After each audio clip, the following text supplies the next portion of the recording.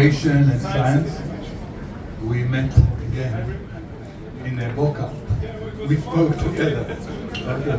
So we are launching a tour together. Next year, maybe in some exotic Jerusalem. Good evening, everybody. It's really my pleasure, and I'm excited to speak with you tonight on the occasion of the Independence Day of Israel. And the name of the talk, the speech that I say, it's written here, it's flying through challenges and still dreaming big for Israel.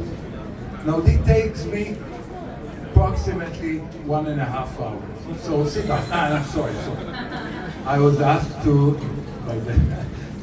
shrink it to 10, 12 minutes. So I'm using papers, excuse me for that. Otherwise, it will take me that time. So, first of all, I said yesterday at home, I live between, I was in Israel yesterday, I live exactly between Tel Aviv and Jerusalem, in a little place called Lapid near Modi'in. And there was a big fire there and a lot of smoke over my head. And I thought to myself, I'm flying tonight, I'm going to speak with people about the state of Israel. I'm going to speak with the people about congratulations while we are at war, as like the Consul General said. The hostages right now there, we are torn apart. So how can I do it when our home is in danger? And then it happened. Our home, Nash-Dom. Exactly. We share the same home, whether you live in the United States, whether your ancestors came from Russia. By the way, I have also origins in Russia, so maybe you will accept me to this organization. So I'm going to talk about myself, my history, and our home, and how I can see this all mixed together to a better future. So Nash-Dom is the thing. I'm taking you back approximately 57 years ago when I was 9 years old, more or less. I drank some glasses, maybe it's 56. 1967, I was 9 years old, and my mother took me to optician. Till then, I knew nothing about my future. Now, that optician checked my eyesight and said, hey kid, you are short-sighted, it will not affect your future, but you will not be a pilot. So from that now on, I knew that one thing for sure, I was not going to be a pilot, because an old man, maybe 30 years old, told me so. Fast forward to 10 years later, I was 19 years old, and I was very surprised to be called to the flight school of the Israeli Air Force, and then I learned for the first time, never trust people that tell you what you cannot be. Never trust them. Don't. And it took me a lot of time to realize it. By the way, I wrote a book about it, unfortunately in Hebrew. So if you read Hebrew, I have 2 copies here. I can give it to you. I can give it to you if you want. So in Israel, people always tell us what we cannot do, what we cannot be. Well, don't believe them. We just try harder, we try different ways, we try to do things differently, and eventually we created this miracle called Israel, and we keep it until today. But my flight school was not a straight line, I have to tell you. I'm not these guys that, in flying colors just flew through the flying course. Let me give you one simple anecdote. Stop me if I'm talking too much. In the flight school, at a certain point, there is a really big major stone in which you are flying solo. There was a twin jet called Fuga Magister, and I was training to fly the first time in my life alone in a plane. So it's happening in the 18th flight, in which the examiner in the back seat tells if you are free to fly. Well, I didn't. So, no big deal, they give you another 18 flight. It's called 18 Aleph. Many of us didn't make it even on 18 Aleph, so we got 18 Bet. I got also 18 Gimel, and Dalet, and Hey, and Vav, and Zayin and Chet.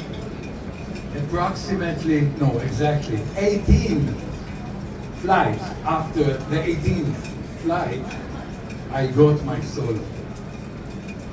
I think this record has never been broken since then, but I continued, and eventually I got my pilot's wing against all odds, and I became a fighter pilot. Now I started to be a fighter pilot, and we start low in a basic plane, which doesn't exist anymore in Israel. It's called Skyhawk, A-4. And after a couple of years, I came to my base commander and asked him, I want to fly better planes. So he told me, you know, when I was a little boy, the base commander, I wanted to play a violin. And I started to play and it didn't work, so I did not become a violinist. And like you, you're not going to fly any other plane other than the Skyhawk. Well, guess what? 5 years later, I started to fly F-16s, which I flew for eventually 15 more years, the total 25 years which I served as a fighter pilot in the Air Force. Now, as I was introduced, I was also the head of international affairs, and we launched in 1996 the cooperation between Israel and the United States in what is later to be called the Theater Missile Defense Corporation, which flourished lately when we intercepted all the attacks from Iran. So it started in 1996 when I was the most junior officer in a delegation to the Pentagon. I was only lieutenant colonel.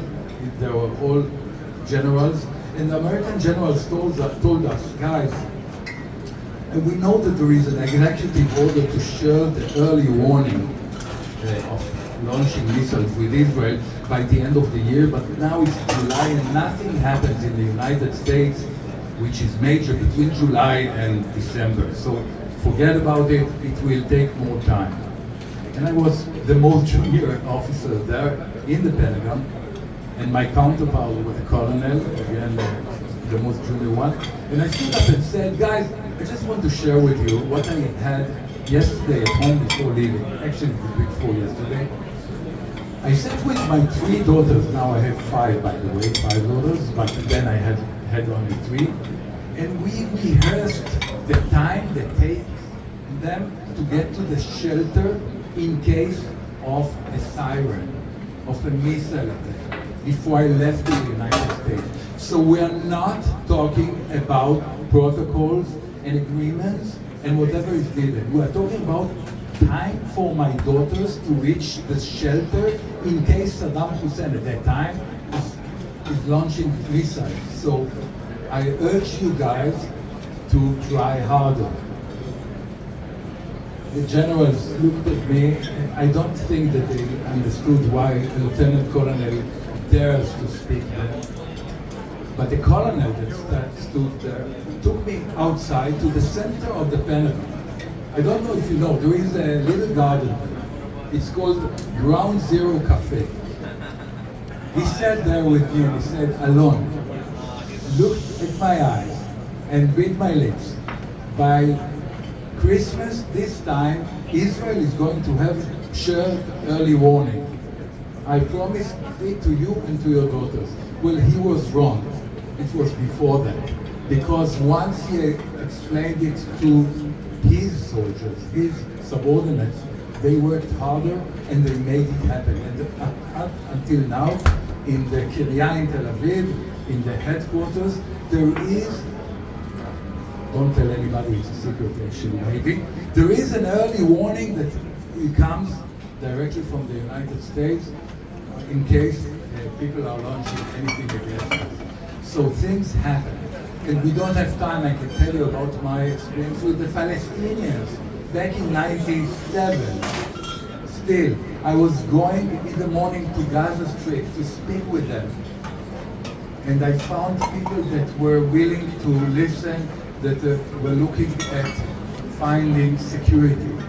But now we are all messed up, so I will not talk about it. I still need you to let me get out of it. So fast forward for today, we are now in Israel in a lot of pain, anger, grief. We just had the Memorial Day yesterday. These are the worst or the most challenging or difficult times in Israel ever since I remember. And many people are looking at us and say, hey, is there any hope? Maybe this is the end of the Zionist dream. And I would have to tell you now from the eyes of a pilot. I saw it all. I flew through storms. In storms, you have to look forward. You have to look far forward, not for the next few miles. You have to look very far away, to be steady, to hold the stick, and to navigate your way until you reach your destination. Yes, guys, the consul said we did have enemies in the past. We had very bad enemies. And the Jews were always divided, not only today. Don't let them tell you that only today we are divided. No, we were divided from the times of the Bible. And we knew how to survive. And that's where we have to make sure that we know that we have to keep going for our home, for Nash-Dom. We have to keep going. We have to keep building the country. It's not yet built.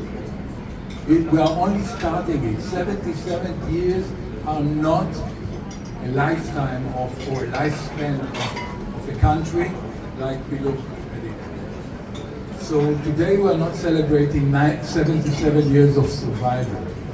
We are still in the process. I am personally not celebrating anything until the 59 kidnapped are back, but I am acknowledging the big achievement of the state of Israel. I am acknowledging the bravery of the people that are fighting and fought throughout the years. And I call upon all of you to come to Israel, to support Israel, to be a part of our home. Thank you very much.